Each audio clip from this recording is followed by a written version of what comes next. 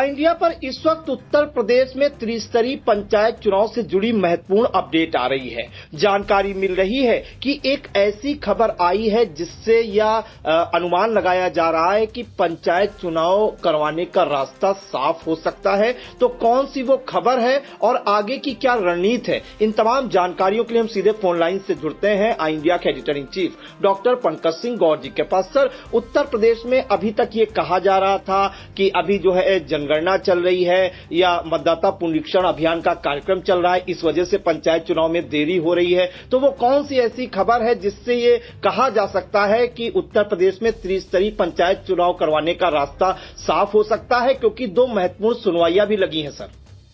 बिल्कुल प्रांशु, तो देखिए, उत्तर प्रदेश में त्रिस्तरीय पंचायत चुनाव लड़ने वाले लोग ना उम्मीद ना हो, कोर्ट पर भी भरोसा रखें और साथ ही आपको बता दें कि अब धीरे धीरे रास्ता बनता हुआ दिखाई दे रहा है। वो कैसे, ये हम आपको बताने वाले हैं। राज्य निर्वाचन आयोग ने पंचायत चुनाव के लिए मतदाता पुनरीक्षण अभियान चलाया था। 18 दिसंबर 2025 को आयोग ने अनंतिम सूची जारी की थी। पंचायत चुनाव के मद्देनजर मतदाता पुनरीक्षण 2025 की प्रक्रिया अब पूरी हो गई है। अनंतिम सूची जारी करने के बाद आए दावे आपत्तियों पर सुनवाई कर उनको निस्तारित कर दिया गया है। पूरा डाटा ऑनलाइन फीड कर दिया गया। 10 जून को राज्य निर्वाचन आयोग अंतिम सूची प्रकाशित करेगा। अब इसमें देरी की कोई गुंजाइश नहीं बची है। आप पिछले दिनों देखे होंगे कि मतदाता सूची को लेकर के कितनी तारीखें बढ़ी, और यही बड़ा कारण भी बना आयोग के लिए भी कि अगर कोर्ट में मामला गया तो वो अगर आयोग अपनी बात रखता कि मतदाता सूची जो है वो कंप्लीट नहीं हुई है, इस वजह से वो तिथियां घोषित नहीं कर सका, तो ये उनका पक्ष कहीं न कहीं मजबूत था। तो अब 10 जून लास्ट है, अंतिम मतदाता सूची प्रकाशन करना है। एक ये बड़ा रास्ता अब खुलता हुआ दिखाई दे रहा है आगे त्रिस्तरीय पंचायत चुनाव होने का, जो अब आयोग की तरफ से एक हरी झंडी जैसी मिलती हुई दिखाई दे रही। तो राज्य निर्वाचन आयोग ने पंचायत चुनाव के लिए मतदाता पुनरीक्षण अभियान चलाया था। 18 दिसंबर 2025 को आयोग ने अनंतिम सूची जारी की थी, जिसमें पता चला था कि पुनरीक्षण के दौरान 1 करोड़ 81 लाख नए मतदाता जोड़े गए हैं, जबकि 1 करोड़ 41 लाख अयोग्य लोगों के नाम सूची से हटाए गए हैं। पिछले चुनाव की अपेक्षा इस सूची में कुल 40 लाख 19 हजार मतदाता बढ़े थे, यानी 40 लाख 19 हजार मतदाता बढ़े थे। आयोग ने अनंतिम सूची पर दावे और आपत्तियां मांगी थी। लाखों आपत्तियां ही एक के बाद एक 5 बार अंतिम सूची प्रकाशन की तारीख बढ़ाई गई। अब ये पॉइंट यहाँ पर सोचने योग्य है, और यही एक बड़ा कारण भी रहा चुनाव टलने का। एक समान मानिए, वो आयोग कहीं न कहीं तैयार नहीं हो पा रहा था। एक के बाद एक 5 बार अंतिम सूची प्रकाशन की तारीख बढ़ाई गई। आखिरकार में 10 जून 2026 की तारीख तय की गई।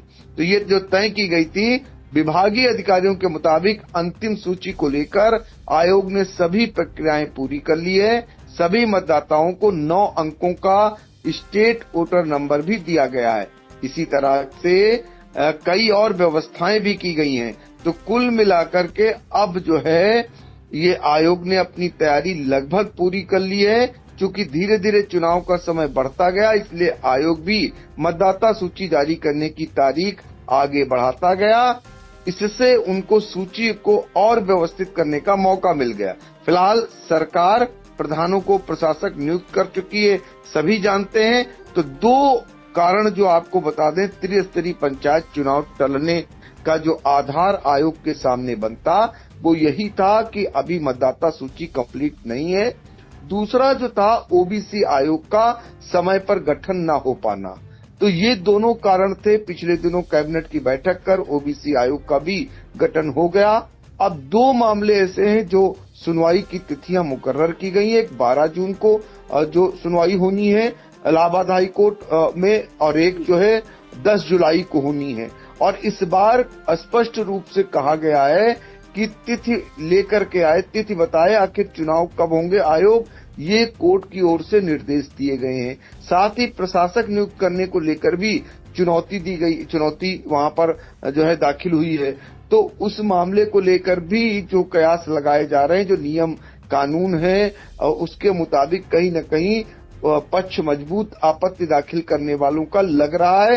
तो ऐसे में अब रास्ते खुलते हुए त्रिस्तरीय पंचायत चुनाव को के दिखाई दे रहे हैं। दूसरी तरफ हम लगातार ये खबर दिखा रहे हैं कि एक तरफ करीब 58,000 प्रधानों का, जिनका कार्यकाल 26 मई को खत्म हुआ था, 25 मई को ही योगी सरकार ने प्रधानों को प्रशासक बना दिया और उसके बाद वो प्रधान जिनको प्रशासक बनाया गया वो अभी ठीक से काम भी नहीं शुरू कर पाए और इसको लेकर के आपत्तियां कोर्ट तक पहुंच गई और इस पर सवाल खड़े कर दिए गए। और अब जो भावी उम्मीदवार हैं उनके द्वारा भी एक संगठन तैयार किया गया और वो बाकायदा संगठन विरोध करने पर उतर आया। वो भी अपना शक्ति प्रदर्शन 12 जून को ही देखिए, संयोग देखिए, जब कोर्ट से फैसला आना है, कोर्ट की डेट मुकर्रर है, तो उसी दिन 12 जून को लखनऊ से सरकार तक अपनी आवाज पहुंचाने के लिए जो भावी प्रत्याशी त्रिस्तरीय पंचायत चुनाव के हैं उनकी संख्या लाखों में है। उन लोगों ने एक संगठन गठित करते हुए अपनी आवाज को भी बुलंद करने का निर्णय लिया हुआ है। तो अब चूंकि 12 जून को अंतिम माना जा रहा है कि अब मतदाता सूची को लेकर के कोई तिथि नहीं बढ़ेगी, चूंकि 4-5 तिथियां पहले बढ़ चुकी हैं। तो अब ये कहा जा सकता है कि त्रिस्तरीय पंचायत चुनाव का रास्ता क्लियर होता हुआ दिखाई दे रहा है। तो ये अब देखना होगा कि आगे चल करके क्या इस पर अमल सरकार करती है, क्योंकि धीरे धीरे बयान आने शुरू हो गए। अभी प्रदेश अध्यक्ष पंकज चौधरी का बयान आया। पत्रकारों ने जब उनसे सवाल किया तो उनका कहना था ये काम सरकार का नहीं, निर्वाचन आयोग का है, चुनाव आयोग का है। अब वो चुनाव आयोग पर ठीकरा फोड़ने लगे। इसी तरीके से ओम प्रकाश राजभर जो पंचायती राज मंत्री हैं वो भी जब जा रहे हैं जिलों में, उनसे सवाल हो रहे हैं कि समय पर चुनाव क्यों नहीं कराया गया, तो मुस्कुराकर जवाब दे रहे हैं कि नहीं, वो तो चाहते थे समय पर चुनाव हो, लेकिन अखिलेश यादव जो समाजवादी पार्टी के मुखिया हैं उन्होंने अपने लीगल एडवाइजर, जो उनके लीगल टीम है, उसके जरिए उन्होंने कोर्ट में जो है अड़ंगा लगा दिया। उन्होंने कोर्ट में मामले को दाखिल कर दिया जिस वजह से समय पर चुनाव नहीं हो पा रहे हैं। तो ये तो सत्ता पक्ष के लोगों के अलग अलग तरीके के बयान, कोई आयोग को दोषी ठहरा रहा तो कोई सीधे तौर पर अखिलेश यादव पर ठीकरा फोड़ रहा। लेकिन जनता है ये सब जानती है कि किस लिए चुनाव नहीं हुए, किस लिए मंशा क्या थी।